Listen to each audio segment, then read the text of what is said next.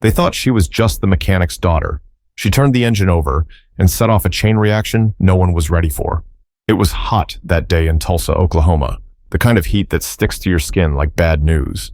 Janelle had barely parked her dad's truck before the dry air hit her in the face like an open palm. She clutched the lunch sack tight against her side, careful not to drop the thermos.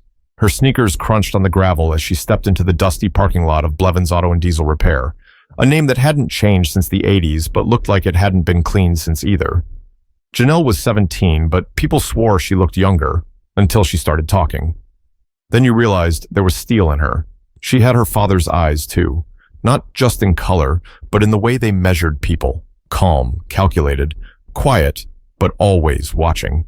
Inside the shop, the air stank of oil, sweat, and old metal.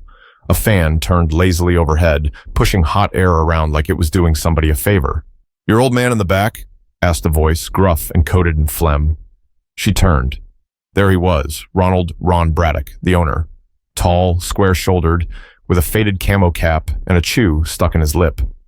He didn't smile when he talked, just moved his mouth enough to form words.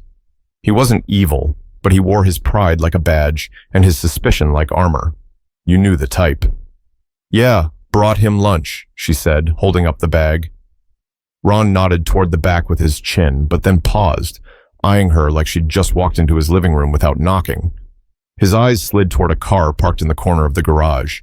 A beat-up '68 Camaro, red once, now mostly rust. Hood popped, guts exposed. "Tell you what," he said, loud enough that the other two guys at the bench, Leo and Travis, looked up from their coffee. "That thing's been sitting there for 3 weeks. None of us can figure it out. You're Eddie's girl, right?" Janelle blinked. "Yeah." "Why don't you take a crack at it?" Travis snorted. Leo smirked and leaned back on the stool. Ron crossed his arms like a man throwing down a challenge. "I'm serious. Show us what your daddy taught you." She knew what it was. Not a question. Not even a real dare. It was a performance. A moment to get a laugh. But the silence that followed made it real.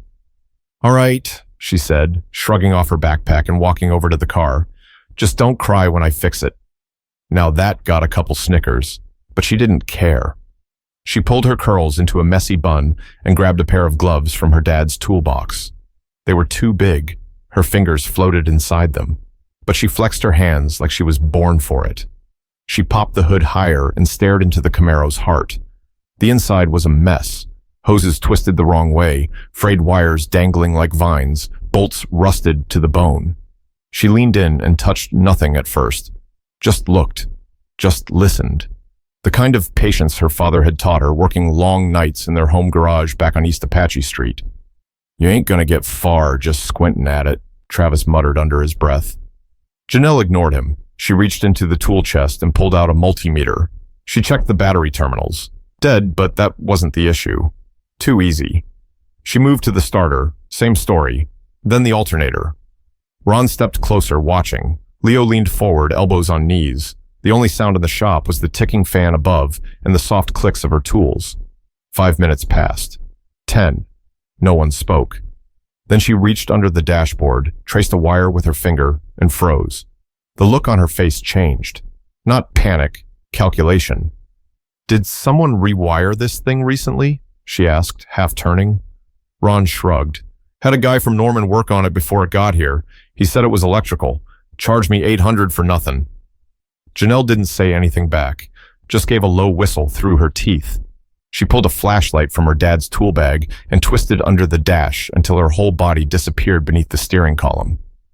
"You're gonna break your back in there," Leo said, but she didn't respond. She was already moving wires, checking connections, and spotting something that didn't belong. But what she saw under that dash would set off a chain of events none of them were ready for. From under the dash, Janelle's voice came out clear. "Someone crossed the ignition wire with the voltage feed, on purpose." That got Ron's attention. "What do you mean, on purpose?" She slid out from beneath the wheel, face shiny with sweat, grease smudged on her cheek like war paint. She stood up slowly, brushing her hands off on the back of her jeans. "I mean, someone wanted this thing not to start, but look like it should." The silence hit harder this time. Ron's mouth twitched. Leo looked at Travis. Travis frowned, suddenly not so amused. "You accusing one of us?" Ron said. Nope, Janelle answered. I'm just saying whoever did it knew most folks would spend weeks replacing the wrong parts. That's the kind of mistake that makes you doubt yourself, make you quit before you find the truth. She paused, letting it hang there. Her dad's voice echoed in her head. The car always tells you what's wrong. You just gotta listen without assuming. She leaned over the engine again, this time with more purpose. Her fingers danced between wires and hoses, tracing their paths like a road map. She reached for a socket wrench and started unfastening the distributor cap. Ron stood with his arms crossed. You could tell something was shifting in him, but he didn't want to show it. Pride don't move easy in men like that. Not even when they're wrong. So what are you gonna do now? He asked, tone hard but eyes locked on her hands. I'm gonna unsabotage your Camaro. It was Leo who finally cracked. Well, I'll be damned. Ron grunted and motioned for him to shut up, but there was no laughter now, no smirking, just the quiet scratch of metal on metal as Janelle worked, slow and methodical. So you really been working with Eddie that long? Travis asked, a little softer this time. Since I was 10, she replied. He didn't have money for daycare, so I sat in the garage. He gave me a socket wrench and made me earn my seat. Travis gave a short whistle. Your dad's a good man. Best I know. Ron didn't say anything. He just watched. You fix cars at school? Leo asked. No, they told me girls weren't allowed in the shop program. That hit different. Travis muttered something under his breath. Ron finally spoke again, voice quieter this time. Why'd you say someone did it on purpose? Janelle turned around and met his eyes. Because they ran a bypass wire under the insulation. You don't do that by accident. You do it when you want to make someone else look stupid, or when you're hiding something else wrong. Ron stared at the car like it had betrayed him. I had a buyer lined up last month, he muttered. Guy backed out last second. Said the car felt cursed. I thought he was just flaking. Maybe he wasn't, she replied. Then she crouched back down, flashlight in hand, poking around the firewall, following the wire trail. Her breathing slowed. You could tell she was in that zone now. The one her dad said meant she wasn't thinking with her head anymore, but with her gut. Found it, she said suddenly. What? Ron walked closer. Someone looped a false ground back to the fuse box. If I'd powered this on before checking, it would have fried the ECU. Might have even sparked a fire. Leo's eyes widened. You serious? Janelle didn't answer. She was already fixing it, fast, focused, calm. Ron rubbed the back of his neck. I thought your dad was bluffing when he said you were better than him with electrics, he muttered. She looked up and smiled, not cocky, not smug, just sure of herself. He wasn't. But even as the engine slowly came back to life, something else was starting to break down, and it wasn't the car. By now, the whole rhythm of the garage had changed. The usual shop banter, sports scores, weekend plans, off-color jokes was gone. Even the sound of air tools had faded. Everyone was just watching. And Janelle? She was deep in it. Her gloves were smudged black, elbows slick with grease. She worked like the car was talking back to her, and she was the only one who understood the language. Yo, Leo said after a few minutes. You sure you don't need a break? She glanced up and shook her head. Breaks are for after. Travis stepped closer, almost like he felt guilty watching. You ever think about doing this full time? She didn't look up from the coil she was rewiring. I do this full time, just not in shops like this. Travis raised an eyebrow. You mean home garage? Yup, she said, tugging gently on a connector. Word gets around. Folks come by. I fix their cars for a third of what shops charge. They pay in cash, sometimes food. Depends. Leo leaned back. How'd you even learn this stuff? She tightened a bolt and wiped her forehead. When I was little, Dad used to have this old Civic that broke down every other week. We didn't have the money to take it anywhere, so he made a deal. Every time he fixed something, I had to watch. If I could explain what he did the next day, I got to help on the next job. Travis laughed. That's one way to learn. Ron, still arms crossed, stayed near the wall, but his eyes hadn't left her since she started. She paused again, frowning at the distributor. What is it? Ron asked. This isn't the original distributor, she said slowly. Someone swapped it out. It's newer, wrong fit, though. Doesn't belong on a 68. You sure? He asked. I'm sure. She grabbed her phone from her back pocket and scrolled for a second before turning the screen to Ron. See that serial? This one's for a 74 Nova. Close match, but not right. It's messing with the timing. Ron didn't respond at first. Then he walked over and knelt next to her, squinting at the part like he was seeing it for the first time. Maybe he was. Leo raised both hands. All right, I gotta ask, how do you know this stuff? Like, off the top of your head? Same way you know when a beat drops wrong, she said. You listen to it enough. Your brain stores it. She grabbed a clean rag and wiped off the side of the engine, checking for oil leaks. Her fingers hovered over a gasket, then pressed. A tiny hiss escaped. There's your compression loss, she said quietly. Ron exhaled through his nose. I swear, Eddie tried to tell me you had a gift, he said. I just thought he was bragging. Janelle smiled again. He was, but he wasn't lying. She reached into her dad's bag again and pulled out a small kit wrapped in a bandana. Inside were wire strippers, clamps, a couple relays, and 3 tiny fuses. Leo pointed. That yours? She nodded. Dad gave me this when I turned 13.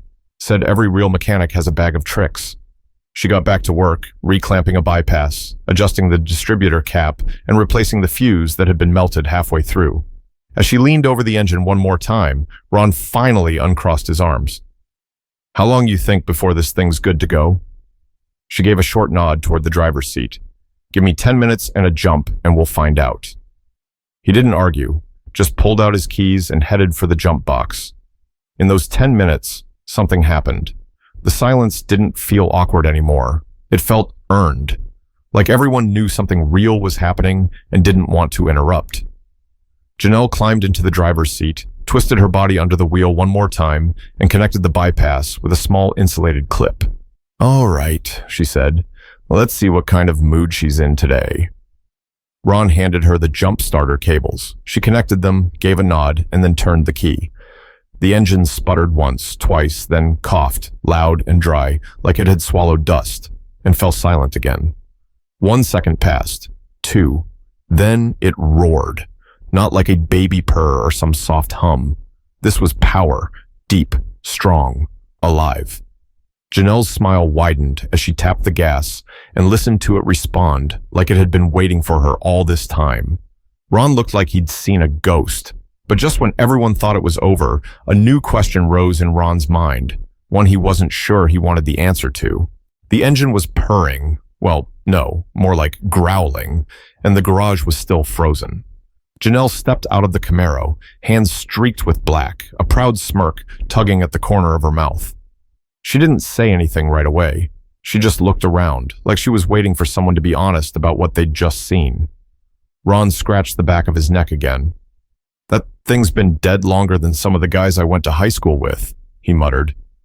Leo and Travis laughed, but it wasn't the same kind of laugh from earlier. It wasn't mocking. It was respect, edged with surprise. Travis crossed his arms and whistled low. Okay, I'ma say it. Your dad might have been lying. You ain't better than him. You're on another level. Janelle rolled her eyes, but grinned. Don't tell him that. He'll start charging me for advice. Ron walked around the car slowly, his boots making dull thuds on the concrete. His eyes landed on the open hood, then on the loose wires she'd pulled out and tossed on the floor. You said someone sabotaged this thing? Not just sloppy work, she said. Sabotage. Clean, hidden, calculated. The kind of stuff you do if you want a car to look like it won't start, but not leave any fingerprints behind. Ron's face hardened. You think it was the guy from Norman? Janelle wiped her hands on a rag and shrugged. I don't know, but I know the timing was off on purpose. And whoever did it wired it just well enough to pass a quick inspection. Leo leaned over the hood. But why mess with an old Camaro? Ain't like it's a Lambo. Janelle paused, her tone more serious now. Because it's worth more than people think. If you can get it running and keep it looking rough, you can flip it out of state for clean cash. You put it in the wrong hands, they'll turn the VIN, swap a few parts, and it's gone forever. Ron looked stunned for the first time all day. That buyer that bailed on me, he was asking too many questions. Wanted to meet at night. I told him I wanted to keep it local. He vanished after that. You think he wanted the car to stay dead? Janelle asked. Or make me give up and sell it cheap, Ron said. They were quiet a moment, then Leo spoke up. Yo, check the glove box. Everyone turned to him. What? He shrugged. Shady buyer, engine don't work. Maybe they left something. Janelle popped the door open and leaned in. She pulled the latch. It was stuck. She frowned and yanked a little harder until it clicked open. Inside was a crumpled receipt, some gloves, and a Ziploc bag with something small, square, and black inside. She held it up. What the hell is that? Ron asked, squinting. She flipped it over. It was a GPS tracker. Her face went cold. Someone's been keeping tabs on the car. Ron grabbed the bag and examined it up close. This ain't standard. This is the kind of thing repo guys use, or people trying to steal back a car they think is theirs. Maybe the car was stolen, Janelle said, her voice low. Now everyone looked at each other. Ron paced a little, thinking fast. I bought it legit. I got the title and everything. But if someone's been tracking it and trying to keep it off the road... That's not nothing, Travis said. Ron turned to Janelle. You mind staying a little longer? I want to call Eddie. I got a feeling this thing runs deeper than we thought. She nodded. While Ron walked out with his phone pressed to his ear, the rest of the shop stayed quiet. Janelle looked at the engine again, now idling like it had always belonged here. Crazy how people treat machines like they ain't got memory, she said, mostly to herself. Leo sat on a stool nearby. That car's been dead for years. You brought it back like it owed you money. She gave him a side glance. It did. They both laughed. But while they laughed in the heat of that moment, the truth was creeping closer. And it was uglier than just bad wiring. Ron came back into the garage 5 minutes later, face tight. He said what? Janelle asked as soon as he stepped through the door. Ron shook his head, letting out a slow breath. Eddie said I need to run the VIN through a registry that tracks disputed titles. He's got a friend at the Oklahoma Bureau of Investigation who can look it up quietly. Leo blinked. Disputed titles? What does that mean? It means, Ron said, there's a chance this car was part of a case that got buried. You know how it goes. Insurance fraud, chop shop swaps, shady auctions. Thing gets passed around until no one knows what it really is. Travis rubbed the back of his neck. Man, now I feel bad even joking about it earlier. Ron nodded toward the Camaro. If what she's saying is true, and it's looking like it is, someone planted that GPS for a reason, maybe hoping it'd lead to whoever fixed it up. Which means me, Janelle said flatly. Ron paused, finally realizing the weight of what he'd pulled her into. His jaw tightened. Look, he started, I didn't mean to throw you in the fire like this. I was just messing around earlier. I didn't think... She cut him off gently. It's all right. You didn't have to think. You just had to treat me like I was worth listening to. He didn't respond, but something in his posture softened. Anyway, she continued, if that tracker was working, then whoever planted it knows the car's active again. That means if they're nearby, they'll probably come back soon. The temperature in the garage dropped, not literally, but in the way everyone suddenly got real quiet. You think someone's coming? Travis asked, half joking, half not. I think someone already came, she said, eyes narrowing. That guy from Norman, he messed with the wires. He left that tracker, but he couldn't get the engine to start, so he backed off. Thought you'd sell it eventually. Problem is, now it runs again. That changes everything. Leo stood slowly. So what do we do? Ron exhaled. We lock it up. We don't move it until I hear back from Eddie's contact. And if anyone comes asking, we tell them nothing. Janelle nodded, wiping her hands again and peeling off her gloves. Smart. As Ron and the guys moved the Camaro into the locked bay, Janelle grabbed her dad's tool bag and sat on the edge of the workbench. Ron came back a few minutes later, pulling off his gloves. You know, he said, this place hasn't had that kind of silence since my dad owned it. She looked up at him. Is that a good thing? Depends, he said. But I'll say this. I've had a lot of guys come through here. Some talk big, most can't back it up. You walked in here with lunch and fixed what 3 grown men couldn't. Janelle shrugged.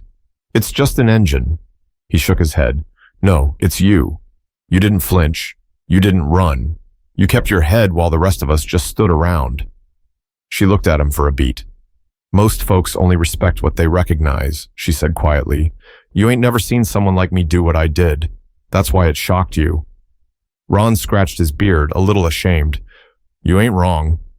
Thing is, she added, I didn't come here to prove anything. I just came to drop off lunch. He chuckled. Yeah, well, you dropped off something else too. Janelle stood, slung the bag over her shoulder, and gave a nod toward the Camaro. You might want to check the registration with a fine-tooth comb, she said. If that car is part of something shady, you're going to need more than just a story. Ron watched her head for the door. Janelle, she turned. You ever think about working here? Not just filling in, really working here. She smiled but didn't answer right away. Let me get through senior year first, she said. Then we'll talk. She pushed open the shop door and walked out into the afternoon heat. But as she stepped into the sun, she didn't know someone across the street had been watching the whole time, waiting for the engine to breathe again. The man in the white pickup across the street had been there for nearly an hour. Windows tinted, engine off, hat pulled low, not moving, not checking a phone. Just watching the garage, watching the Camaro. When Janelle stepped outside, she clocked him immediately. Not because he did anything, but because he didn't. She slipped her phone out of her pocket and sent a quick text to her dad. That car at Ron's? Something's off. Call me. Then she turned around and walked back inside. Ron was sweeping near the front, but looked up the second she reappeared. Thought you were gone. I was, she said, but someone's out there. White Chevy, dark tints, parked across the street like he's part of the curb. Ron didn't hesitate. He dropped the broom and peeked through the garage window. Same guy from last time? Janelle asked. He nodded slowly. Yeah, that's him. That's the dude from Norman. Travis came up behind them. You want me to go talk to him? No, Ron said. We don't poke the bear yet. Janelle crossed her arms. He's not here for a conversation. He's waiting to see if you move the car. There was a long pause, like everyone was trying to decide if they were in a movie or real life. Ron finally spoke again. He's not law, not feds. If he was, he'd have already knocked. Then he's either desperate or stupid, Janelle said. Maybe both. Ron grabbed his keys and walked toward the garage bay that now held the Camaro. I'm moving the car, he said. Where? Leo asked. Out back, into the storage shed behind the tire stacks. It's locked, covered, and there's no line of sight from the road. Janelle nodded. Good call, but hurry! They moved fast. Ron backed the car out with Leo spotting him, while Janelle kept eyes on the man across the street. Still, he didn't move, but his presence weighed heavy, like he was daring them to make a mistake. As Ron drove the Camaro around back and into the covered shed, Janelle stood near the shop's front door, watching. Suddenly, the pickup's engine came to life. She flinched slightly, not from fear, but from instinct. She stepped forward, ready. The truck didn't drive off. It crept forward, slow, deliberate, until it pulled into the shop's parking lot. Then it stopped, and the man got out.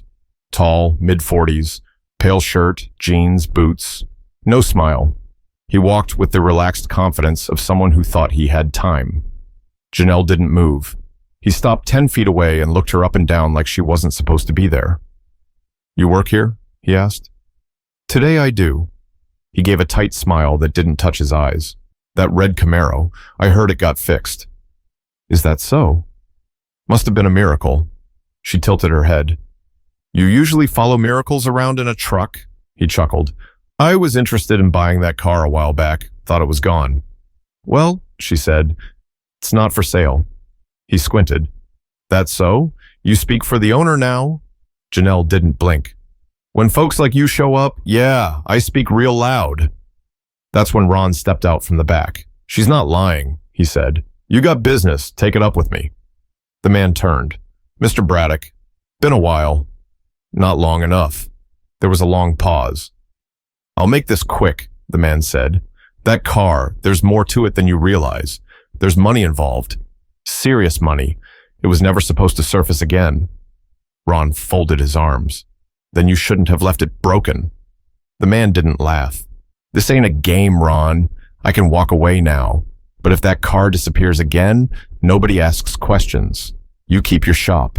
Everyone stays quiet. Ron stepped forward. Let me make something real clear. If I find out you laid a finger on that engine with the intent to sabotage it, or worse, I'll call every agency between here and Oklahoma City, and next time, you won't be parked. You'll be cuffed. The man's smile finally disappeared. He looked at Janelle one last time. You shouldn't get mixed up in things that don't concern you, sweetheart. Janelle didn't flinch. Then don't bring your problems where I work. He got back in the truck and drove off without another word. But what Janelle didn't realize, what none of them did, is that this wasn't the end. It was the opening move in a game that had just begun. That night, Janelle sat on the back steps of her house, phone in hand, replaying the moment in her head. The man's voice, his calm, the way he never once looked scared. Her dad walked out carrying 2 mugs of iced tea. He didn't ask, just handed her one and sat beside her. "You all right?" he asked. She nodded, eyes still fixed on the ground. "Yeah, just thinking." Eddie King was a man of few words, but tonight, his silence had weight. "I didn't go there to prove anything," she finally said. "I swear, I was just dropping off your lunch." He took a sip of tea and let out a tired breath. "And that's how life works. You show up for one reason and end up fighting battles you didn't ask for." She turned to him, eyes heavy. "He was watching us the whole time, Dad. That guy. He knew what we were doing, and he didn't even flinch. Like he already had his next move planned." Her dad nodded. "That car ain't just metal. It's tied to something bigger. You woke it up." She leaned back. "I didn't want all this." "I know," he said softly. "But you handled it."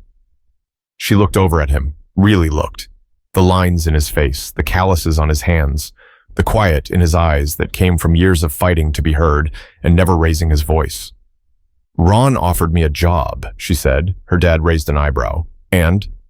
"I told him I had to finish school first." Eddie smiled. "Good answer." There was a beat of quiet between them.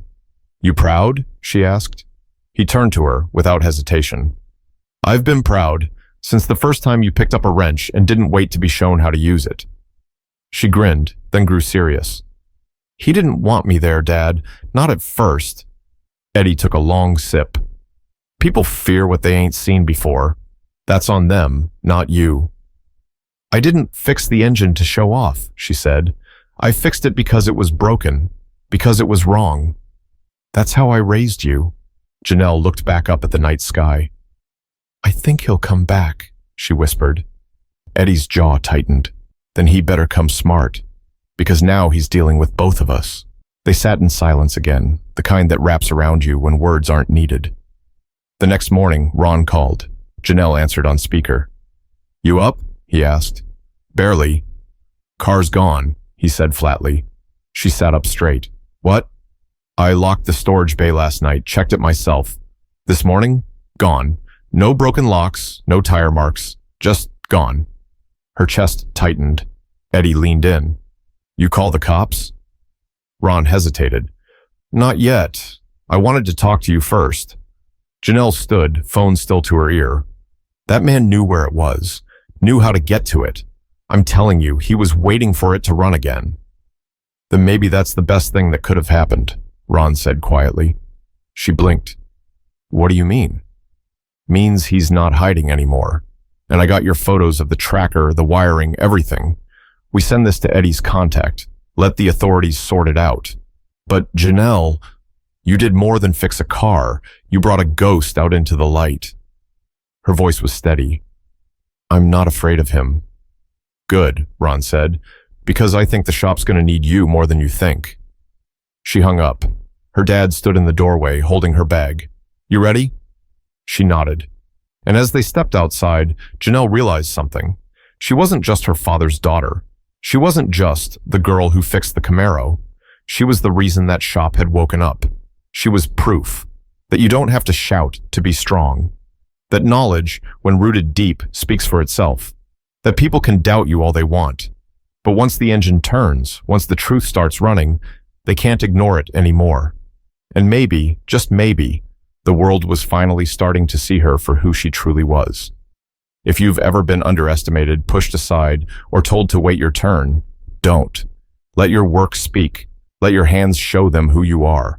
And when they dare you to try, don't just accept the challenge. Redefine it, like Janelle.